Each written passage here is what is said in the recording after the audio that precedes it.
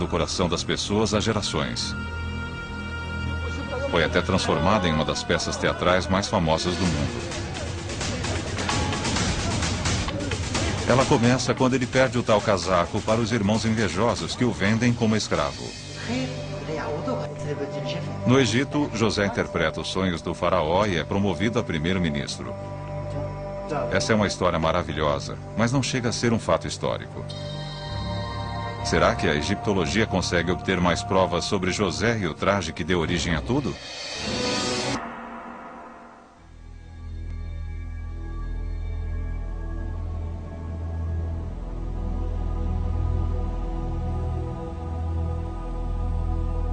As aventuras de José foram escritas por escribas por volta de 600 anos antes de Cristo, cerca de 1000 anos após a história ter sido relatada.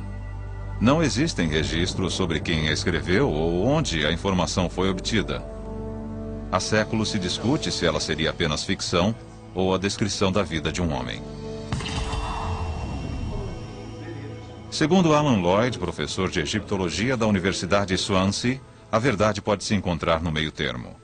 Já vimos inúmeras vezes, em outras tradições históricas, uma situação em que há um núcleo de narrativa histórica precisa. Porém, grande parte dela surgiu espontaneamente. Então, onde estão as provas?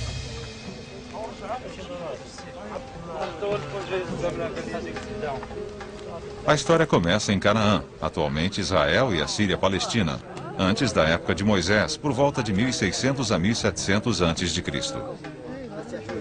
Ela é contada na Bíblia, no Alcorão e na Torá. Todos eles relatam que José é um dos 12 filhos de Jacó, um nômade rico. Uma linha central que percorre toda a história é a rivalidade entre os irmãos. Segundo o Dr. Lloyd Llewellyn-Jones, um especialista em vida familiar, a rivalidade entre os irmãos era forte porque os chefes nômades, naquela época, tinham mais de uma esposa. Cada esposa quer que seu filho se torne o próximo líder, seja o próximo chefe da tribo ou o próximo rei, em alguns casos. E isso, com certeza, faz parte da história de José, onde surgem rivalidades entre os irmãos desde muito cedo. Devemos nos lembrar que José é filho de uma segunda esposa, assim como Benjamim depois dele.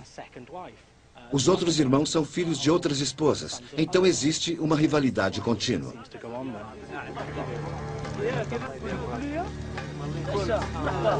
Mas o objeto que originou essa rivalidade foi, acima de tudo, o casaco dado a José por seu pai Jacó. Ele tem sido descrito como algo muito elegante, bem colorido, uma peça lendária. Mas talvez não seja uma coisa assim tão implausível. Uma visita a qualquer mercado ou bazar do Oriente Médio ou Próximo mostrará que cores vivas têm sido uma parte importante dessa cultura há séculos. Em qualquer cidade ou lugarejo do Oriente Médio, você encontra uma tecelagem como esta, onde os tecidos são feitos exatamente do mesmo jeito, relatado num texto ou em pinturas de guerra ou em outro meio visual da antiguidade.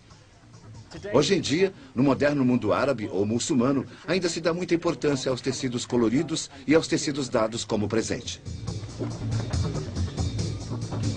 Mas quando a imaginação moderna tenta visualizar o mundo antigo, não é uma vida colorida que vem à mente. Tentamos imaginar o mundo antigo numa só cor, talvez por causa da influência excessiva das estátuas gregas e romanas. Devemos tirar isso da nossa mente e nos lembrar de que o mundo antigo e o Oriente Próximo exibia uma profusão de cores.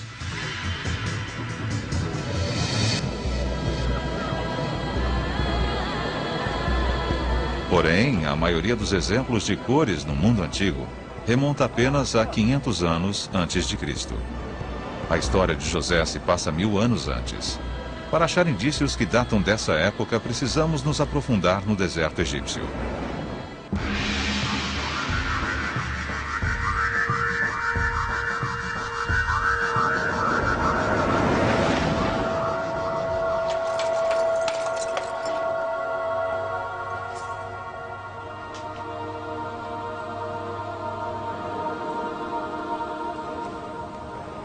As tumbas remotas de Beni Hassan foram construídas em 1800 a.C. E segundo Barry Gitlin, professor de História Antiga, elas nos dão uma visão única sobre a era de José. Estamos aqui na tumba de Mentuhotep III, da 12ª dinastia.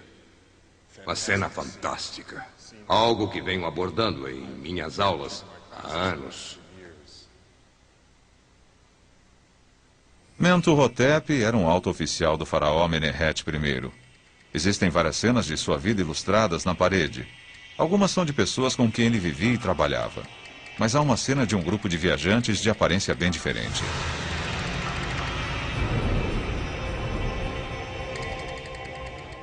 Há dois tipos principais de vestimentas, os dois são listrados. E cada listra tem uma cor distinta. É muito interessante. Também há desenhos dentro das listras, o que aumenta a originalidade, a beleza e a importância do traje. E os dois representam o tipo de vestimenta que alguém como José poderia ter usado segundo a interpretação dos que escreveram a Bíblia. Embora essas imagens mostrem casacos multicoloridos num cenário egípcio, há sinais de que esses viajantes, na verdade, vêm de Canaã, a terra natal de José. Toda a arte desse período mostra egípcios sem barba, enquanto os cananeus são sempre vistos com barba.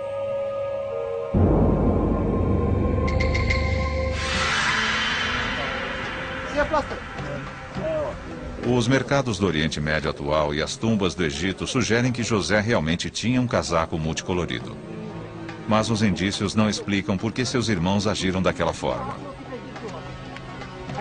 Deve haver algo mais no fato de o casaco ter gerado tamanha inveja.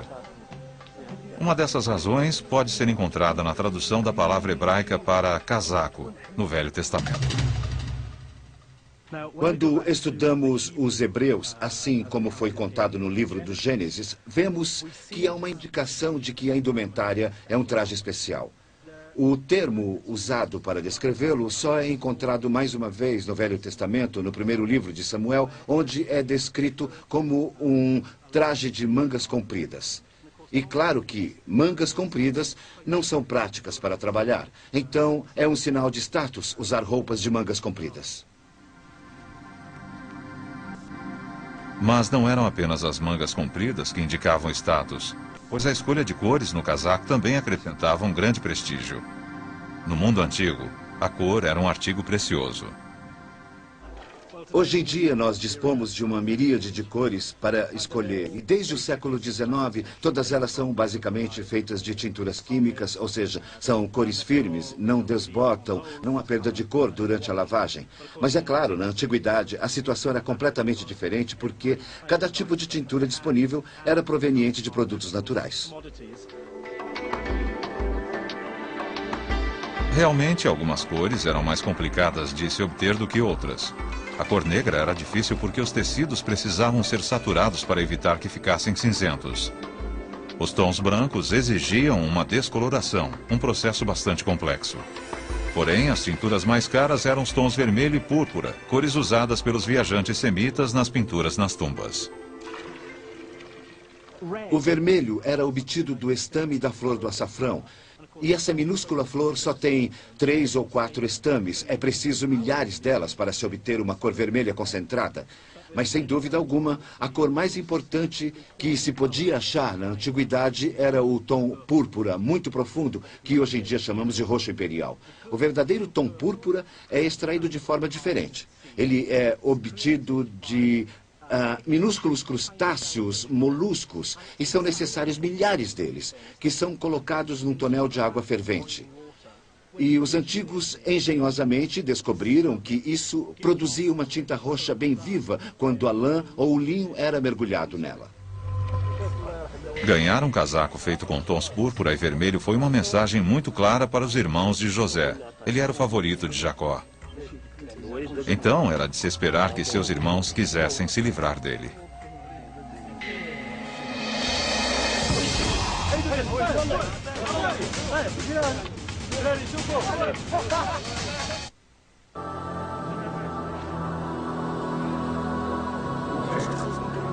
Segundo a história, José é vendido a mercadores viajantes. mas só dispomos da palavra da Bíblia a esse respeito. Porém, ela nos revela um detalhe autêntico. José é vendido por 20 moedas de prata. Documentos egípcios revelam ser esse o preço exato esperado.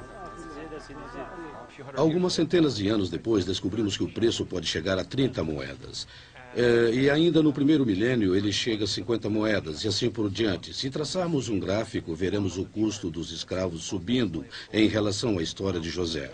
Esse é um detalhe importante, porque se a história tivesse sido inventada, se fosse apenas um romance do final da história israelita e judaica, era de se esperar que o autor desconhecesse os preços cobrados 500, 600, 700 anos antes.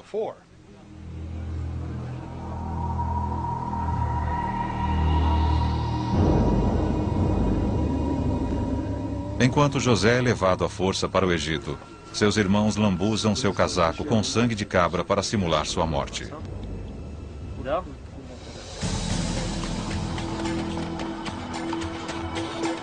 Sabemos que ele foi vendido como escravo a Potifar, o chefe da guarda do faraó.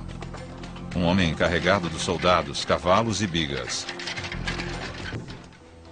Ele era rico e poderoso. Tinha uma casa grande e empregados. Jamais foi achada alguma menção a Potifar nos documentos antigos. Mas o papiro de Brooklyn, encontrado perto de Luxor, remonta à época de José e prova que o uso de servos semitas era surpreendentemente comum. Durante o final do Reino Médio, período em que José pôde muito bem ter vindo para o Egito, uma moradia abastada de um nobre naquela região, tinha um bom número de servos domésticos, semitas, pessoas que trabalhavam nos campos, que teciam e coisas assim. Ou seja, uma propriedade rica dispunha de servos domésticos.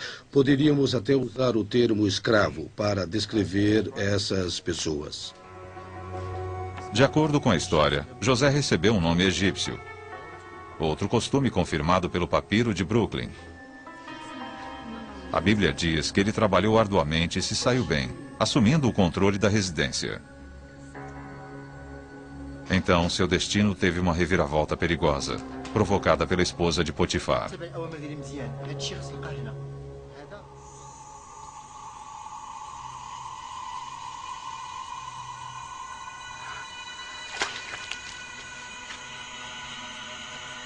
Ela tenta seduzi-lo. O incidente pode ter sido fictício, uma tentativa do autor de retratar José como a parte inocente. Mas, segundo Lloyd Llewellyn-Jones, o episódio não pode ser totalmente descartado. No que diz respeito às mulheres da antiguidade, principalmente se comparadas às hebraicas ou semitas, as mulheres da elite no Antigo Egito levavam uma vida extraordinariamente autônoma. Tinham uma dose considerável de liberdade. Sabemos, por exemplo, que podiam se divorciar à vontade e que tinham direito a ter a sua propriedade. Era um status legal extremamente notável para as mulheres da antiguidade. José rejeita suas investidas. Furiosa, ela o acusa de tentar violentá-la.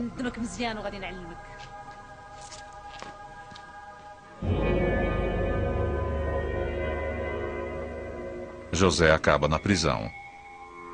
Mas, justamente quando sua vida não podia piorar mais, outra virada extraordinária acontece. Na cadeia, um ex-servo real pergunta a José se poderia interpretar um sonho estranho em que 3 cachos de uvas eram esmagados na taça do faraó. José prediz que o servo será libertado em 3 dias. Sua interpretação se concretiza.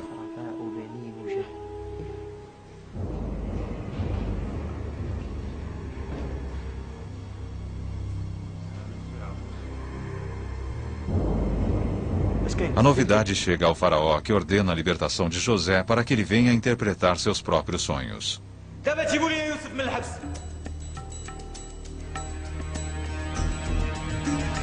Não há como confirmar se José foi libertado da prisão ou sequer aprisionado. Na verdade, alguns estudiosos bíblicos suspeitam que todo o episódio sirva apenas para ilustrar uma mensagem religiosa. Se observarmos a evolução da história de José, veremos que há uma série de libertações do cativeiro e ele é solto da prisão. Isso fica bem explícito na narrativa porque é favorecido por Deus. Mas isso não quer dizer que não conseguisse interpretar os sonhos, o que de alguma forma chamou a atenção do faraó.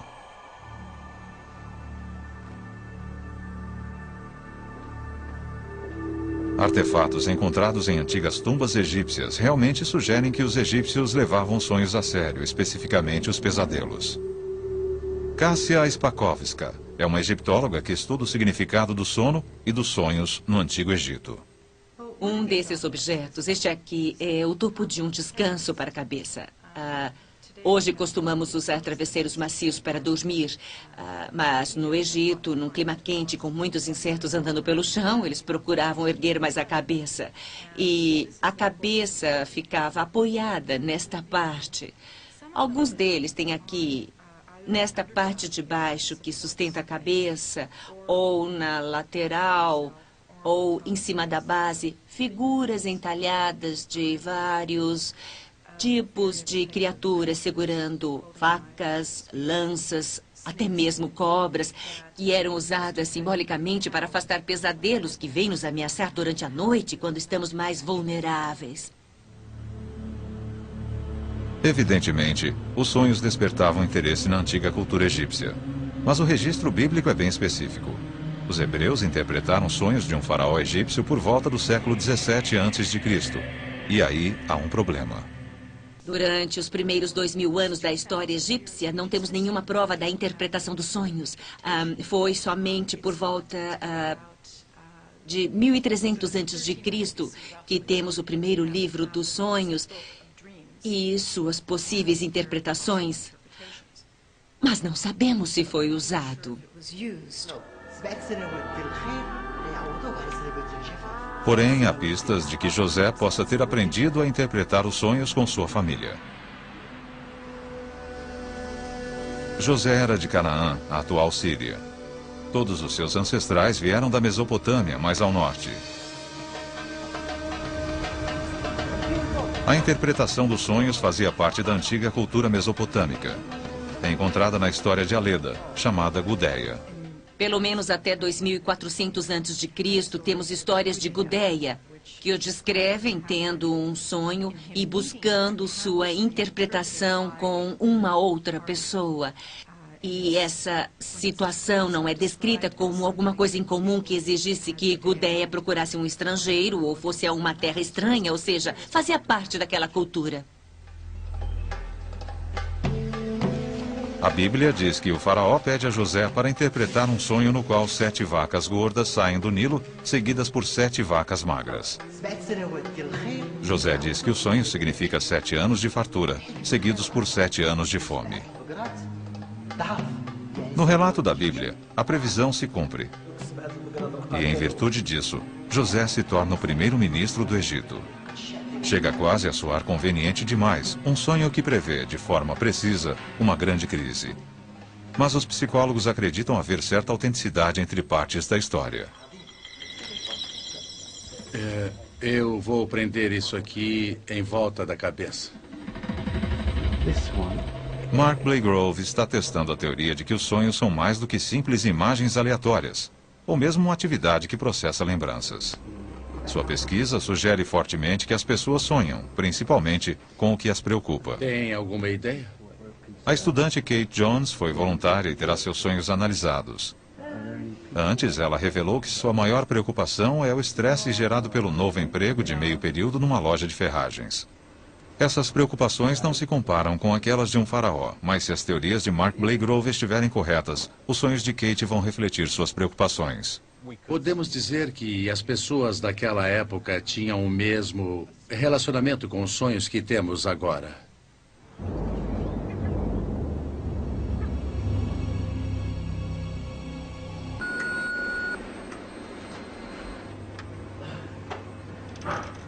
Oi. Do que você se lembra? Eu estava no trabalho arrumando prateleiras. Ah, arrumava prateleiras. Mas eu estava arrumando coisas estranhas, coisas como xícaras verdes, vermelhas, coisas assim. Organizava tudo. Ela era acordada e seus sonhos gravados. À medida que a noite evoluía, surgiu um padrão evidente. Seus sonhos sempre envolviam seu emprego. Várias vezes ela sonhou que estava no trabalho, ou que assumia um novo emprego, ou que discutia com o cliente e ele a denunciava por isso. O fato interessante é que parece que temos mais sonhos quando estamos sob estresse, mas o conteúdo costuma ter a ver com as coisas que nos preocupam. As descobertas de Mark Blagrove condizem com os estudos que mostram os efeitos poderosos do estresse sobre a mente quando sonha. Já foram feitos até experimentos privando as pessoas de água durante meio-dia. Assim elas vão dormir com sede e provavelmente sonharão com isso. A Bíblia diz que o faraó estava sonhando com questões mais relevantes, como a fome, para ser exato. O mais notável é que há indícios de que a ameaça de fome teria atormentado a mente do faraó na época de José.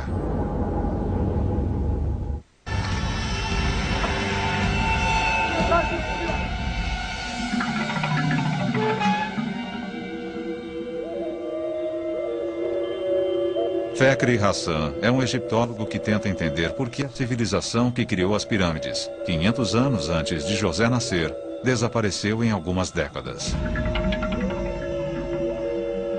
Ele concluiu que foi por causa da fome. E a prova está numa tumba pouco conhecida ao sul do Egito. A tumba de Anketif, que foi governador de um distrito do Alto Egito, é uma tumba muito significativa, porque contém este registro único da fome. A escrita está na parede, literalmente. Há caracteres ali que descrevem de uma forma muito clara e concisa uma série de eventos.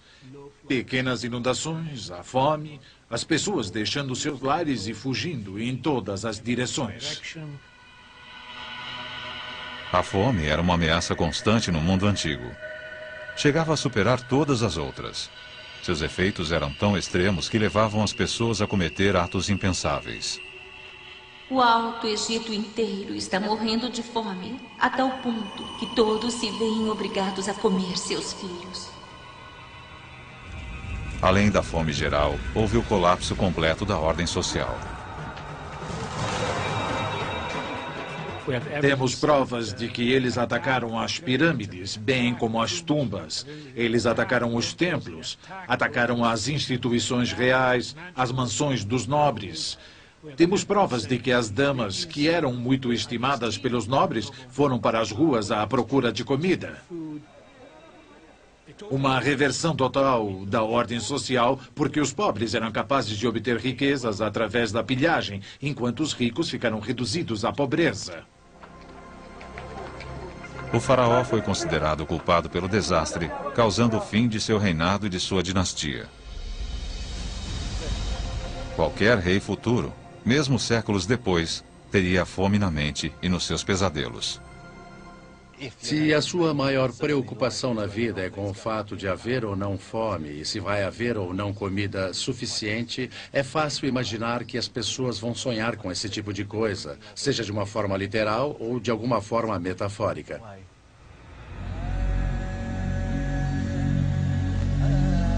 Com o trauma das situações de fome anteriores pressionando a mente do faraó, e provavelmente de todos os egípcios, talvez a interpretação de José não seja assim tão surpreendente. O que surpreende é a alegação da Bíblia de que foi por causa do seu dom que o faraó promoveu a primeiro-ministro do Egito. De todas as reviravoltas da história, esta parece a menos provável. Contudo, os achados arqueológicos eram compatíveis com a alegação da Bíblia. Um desses achados está numa tumba do novo reinado em Amarna, no Médio Egito. Quando a Bíblia descreve a promoção de José, ela revela alguns detalhes notáveis. Como sinal de autoridade, o faraó deu a José seu anel com sinete e colocou uma corrente de ouro em seu pescoço. Segundo Barry Gitlin, esses detalhes podem ser verificados contra os indícios do protocolo faraônico.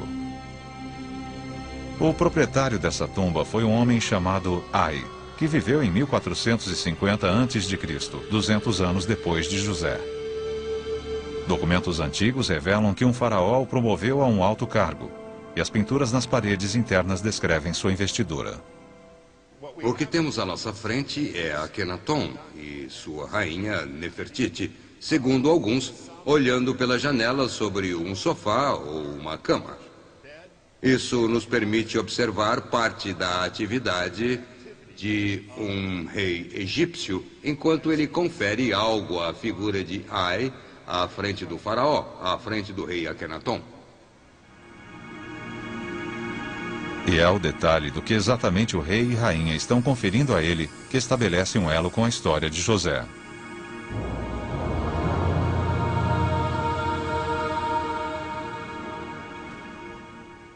Isto é muito parecido com o que acontece no livro do Gênesis, onde temos a figura de José sendo promovida a um alto posto pelo rei do Egito. E como parte da investidura de alto grau, o rei lhe dá um tipo de corrente de ouro, vestimentas elegantes e sua insígnia, seu anel com sinete. Aqui temos um indício, pois quem quer que tenha escrito a história deve ter tido algum conhecimento da prática real dentro do governo egípcio. Os detalhes da investidura de José complementam essa história, mas jamais houve qualquer menção a um primeiro-ministro com seu nome. De fato, a ideia de um estrangeiro chegar ao topo da sociedade egípcia soa implausível. Mas há realmente informações substanciais da arqueologia que mostram que cananeus como José realmente assumiram altos postos no Egito.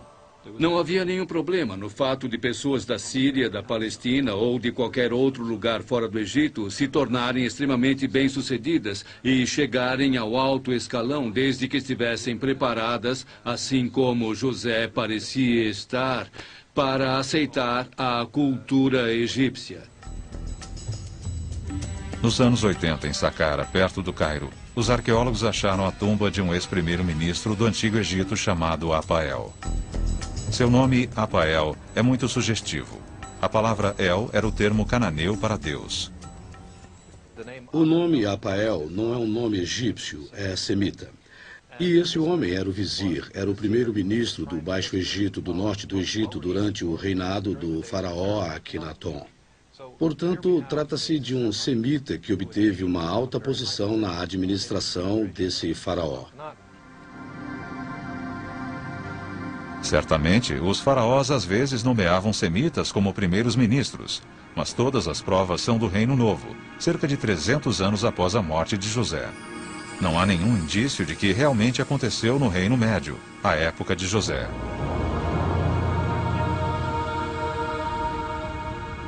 Mas alguns historiadores estudam outras pistas. José foi nomeado primeiro-ministro com base nas suas previsões de fome. Evidências da escassez de alimentos no Reino Médio e medidas para lidar com ela atestam o relato bíblico.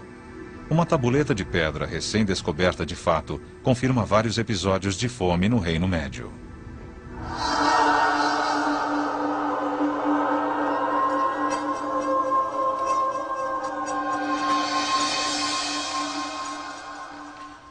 Isto é muito interessante. Vemos o governador, bem como relatos de vários acontecimentos de sua vida. Um deles menciona a fome. Isso indica que a fome era algo bem frequente. As citações sobre fome não são fortuitas. Ela é mencionada em certos episódios e quase invariavelmente podemos correlacionar esses eventos com as mudanças climáticas globais.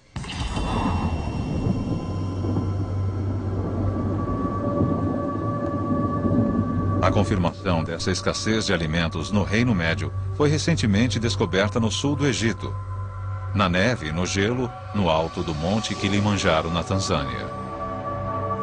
Lonnie Thompson e sua equipe de geólogos o escalaram para perfurar a neve atrás de núcleos de gelo. Esses núcleos podem nos contar a história do clima do Egito.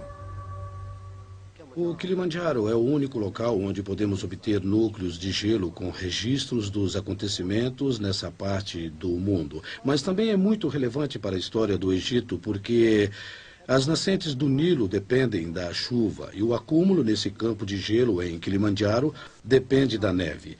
E tudo se origina nos mesmos eventos. Estão intimamente ligados e esses registros podem ser encontrados aqui.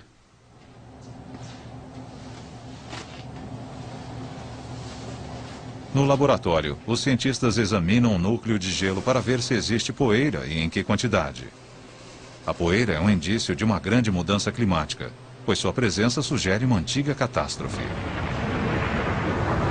Uma erupção vulcânica ou mesmo a queda de um meteoro. Tais eventos lançariam quantidades enormes de pó na atmosfera, interrompendo os padrões climáticos e as chuvas, causando seca e, por fim, a fome. Aqui temos seções do núcleo do gelo de Kilimanjaro. Estavam a uns 40 metros abaixo da superfície. Esse é o pedaço mais antigo que temos. Vemos uma ocorrência bem distinta de poeira. E isso aconteceu há 4.200 anos e representa uma seca que durou 300 anos na história egípcia. Essa não foi a fome prevista por José, mas a fome cataclísmica que levou ao canibalismo citado na tumba de Anktife, 500 anos antes da época de José. Comer crianças, comer crianças. Em contraste, a prova da fome de José deveria estar mais em cima do núcleo, numa concentração menor de partículas de poeira. Se percorrermos o núcleo, veremos que está bem limpo até aqui em cima, onde há partículas bem pequenas de poeira desse evento ocorrido há cerca de 3.600 anos.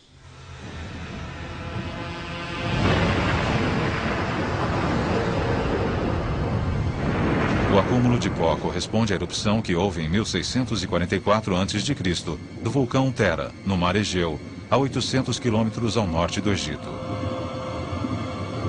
A Bíblia é bem específica, dizendo que a fome durou 7 anos. Esse ciclo de 7 anos também é verdadeiro. Ele se encaixa ao fenômeno climático conhecido como El Niño, que costuma causar fome sempre em ciclos de 7 anos. Um desses eventos ocorreu entre 1790 e 1797. Uma grande seca na Índia. Em 1792, ao norte da Índia Central, 600 mil pessoas morreram de fome. E, ao mesmo tempo em que ocorria a seca, o nível da água do rio Nilo estava muito baixo. E isso durou 7 anos. A Bíblia também alega que, como vizir, José tomou medidas para lidar com a fome. Uma vez que ela costuma ser causada por secas, seria importante garantir que a água continuasse a chegar às áreas agrícolas.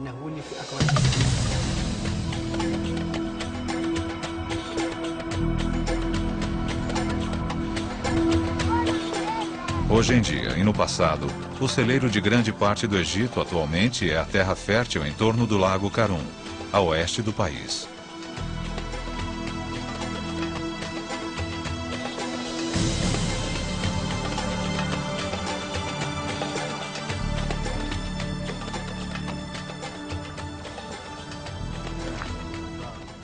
Aqui estamos no meio do lago Karun, na depressão final.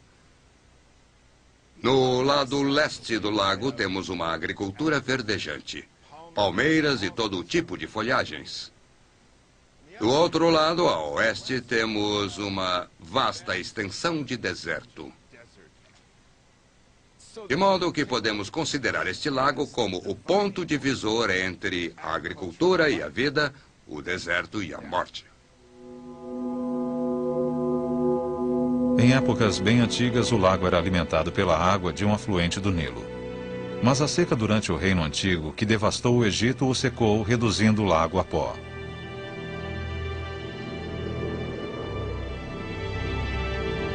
Então, para evitar outra fome arrasadora, uma autoridade do Reino Médio apresentou um plano engenhoso para manter permanentemente aberta a ligação entre o lago e o Nilo.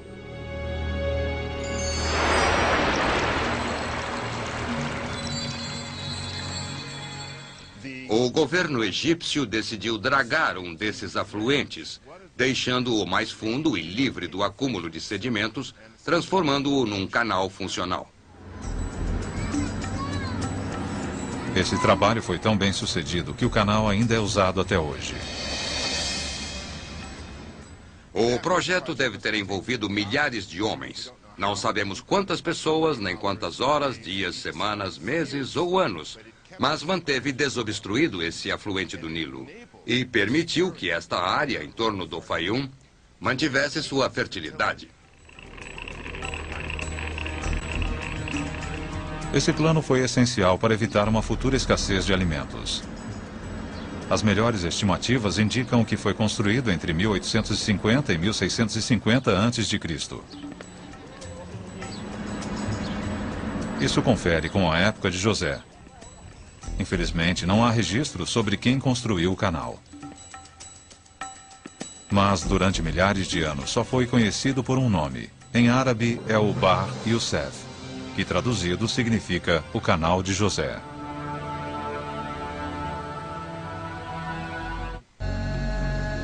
Durante um período de fome, José tomou outras decisões importantes para proteger o Egito e salvar a pele do faraó. Um homem que conduz seu povo e seu rei durante uma grande adversidade pode esperar uma grande recompensa.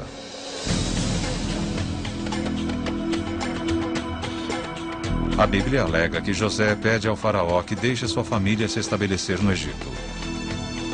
O faraó permite que José e seus irmãos vivam numa cidade ao norte do delta do Nilo chamada Pi-Ramés.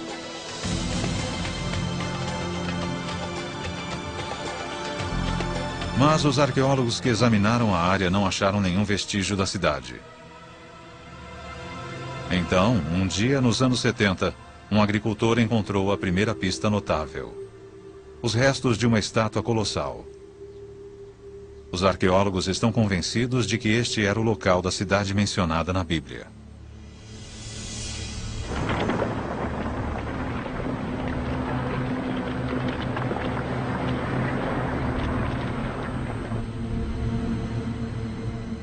Ramsés o Grande. Ramsés II foi um dos reis mais importantes do Reino Novo. Esta é a área de Pi-Ramés, sua capital. Era uma cidade enorme na época. Aqui nós temos a estátua. Sabemos que havia um templo ali e vários outros templos e vilas.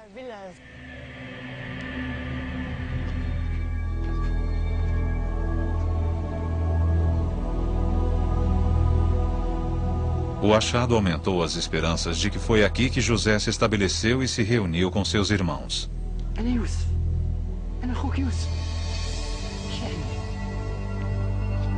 Mas essas esperanças foram frustradas quando os arqueólogos provaram que Pi-Ramés foi construída 300 anos depois da época de José. E pior, não havia nenhum sinal da presença semita.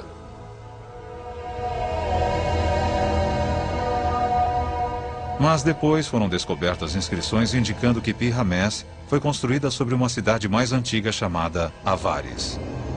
Se pudessem encontrá-la, talvez pudessem achar José. Sabemos de fontes antigas que Avares deve estar localizada ao sul de Pi-Ramés, da ex-capital de Ramsés. Os escavadores que procuravam Avares começaram pelo sul, até que finalmente a descobriram e puderam ligar o nome do local às coisas que escavavam.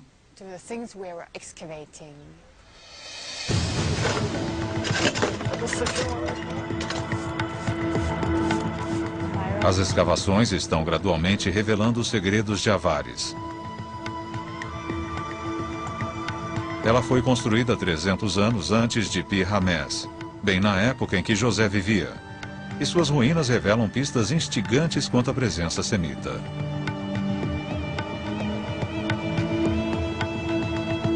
Embora a maioria das construções tivesse o estilo egípcio, um setor era distintamente cananeu. Mas o indício mais inequívoco da presença semita veio do interior das casas. Estes corpos estavam enterrados numa postura lateral, uma tradição típica dos cananeus. E os objetos achados nos locais do sepultamento não deixaram dúvidas aos arqueólogos. Nós temos muitos objetos típicos, como este jarro, junto a objetos egípcios, como este pequeno vaso. Às vezes, achamos armas nas tumbas, como esta espada, feita de bronze. E com ela havia um cinto em péssimo estado que a pessoa tinha em volta do quadril. Temos misturas de ambas as culturas.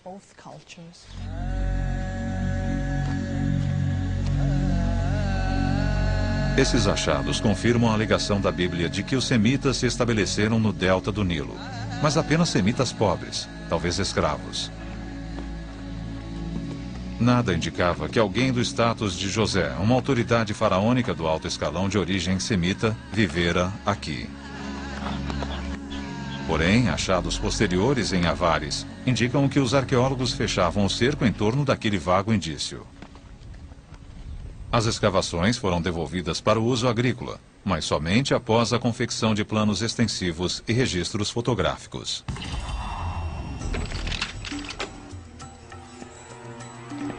David Rowe, um especialista em história bíblica e antiga, examinou a parte reconstruída do local.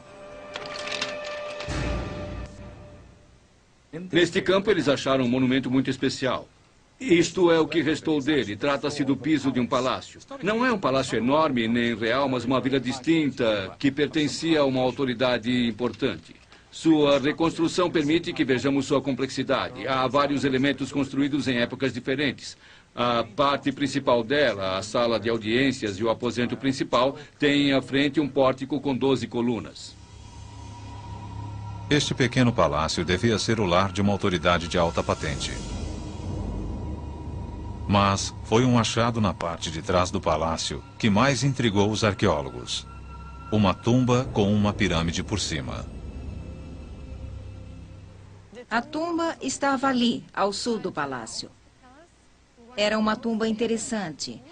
Pertencia a um dignatário e tinha a forma de capela. Dentro dela encontramos os restos de uma obra fúnebre. A estátua havia sido vandalizada, mas ao ser remontada, chocou os peritos. Não podia ser a estátua de um oficial egípcio. Quando a levamos de volta ao museu e a restauramos, ficou assim. Dá para ver que a cabeça foi completamente esmagada. A parte inferior e os olhos foram arrancados. A coisa mais importante é a cor incrível do cabelo. Nunca vimos nada assim no Egito. Seu cabelo é vermelho vivo. Esse cara tinha cabelos bem ruivos. Os outros detalhes eram típicos do povo semita. Outro pequeno detalhe é a cor da pele. Aqui podemos ver a testa. E isto aqui é pele amarela. Algo típico que os egípcios faziam para representar estrangeiros do norte, pessoas de pele clara. Não foi só no cabelo e no rosto que havia tinta. Traços de tinta vermelha e preta foram encontrados no contorno de um traje, além de um padrão distinto.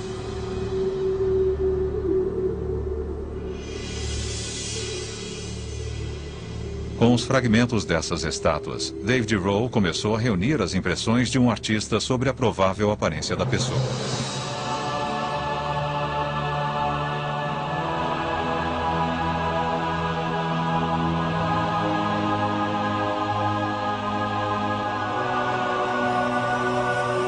Seria ela José?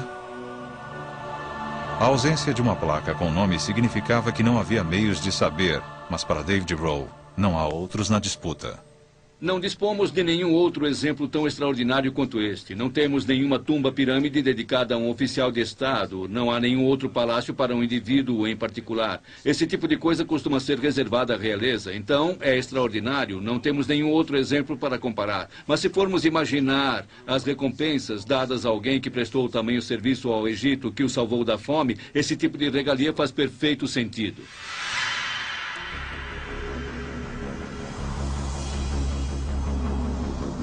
A história extraordinária de José é somente o evento preliminar de uma ainda mais dramática: Moisés e o Êxodos.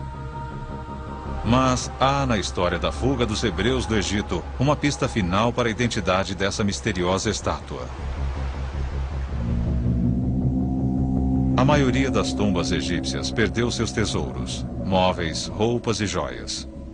Essa tumba não foi exceção, mas neste caso, os ossos também foram levados. Se um saqueador roubou a tumba, teria deixado os ossos para trás, não os teria levado, pois eles não têm valor intrínseco algum. Então alguém removeu o corpo da tumba. A história de José remonta à época do Êxodos, quando Moisés tira os israelitas do Egito, levando com ele o caixão de José e deixando a tumba vazia. Assim temos um homem com um casaco multicolorido e uma tumba vazia. Só pode ser José.